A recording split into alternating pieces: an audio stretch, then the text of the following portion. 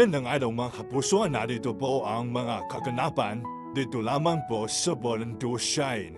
Nakauwi na nga si Betty mga kapuso dahil na rin sa tulong ni Monica Wang Asta M. na magbayan ng iba dito sa ginastos nila sa ospital. Bumili pa sila ng sharing A para dito kay Betty at dito na rin siya mag-therapy sa kanilang bahay. Pumasok na nga sa trabaho si Betty. Ngunit, mayroon nangyari dito sa pinagtatabahuan niya mga kapuso.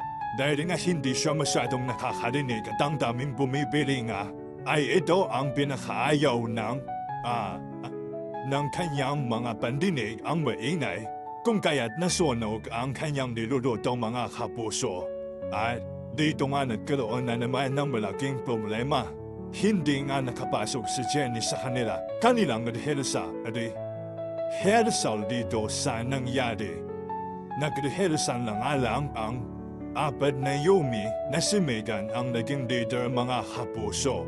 At tuwang-tuwa naman si Nadara at Amelia dahil nga pwede daw na si Megan ang magiging leader kapag mawala na si Jenny sa Yumi. Samantala mga kapuso, nagpulsigido ang Yumi na hanapin si Karina na basher ng Yumi dahil nga siyang dahilan kung bakit nangyayari ang ganito kay Betty, kung bakit nagkagulo ang pamilya ni Jenny.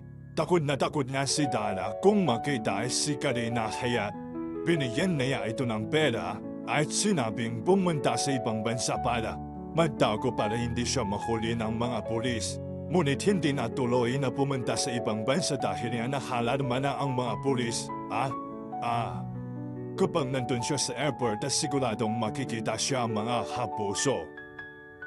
Pumunta nga siya dito sa bahay ni Nadara at sinabi nga niya na nandun siya sa harapan nito at humihingi ng tulong. Kapag hindi tulungan ni Dara ito, ay siguradong makukulong silang dalawa mga kapuso. Ito na nga ang kinatatakutan ni Dara. O diba kung hindi siya gumawa ng ganito, hindi rin sana malaking gulo ang nangyayari dito sa pamilya ni Jenny. Pumunta naman si Jenny sa kanilang rehearsal at nakita nga niya si Megan na nagiging kapalit niya bilang leader.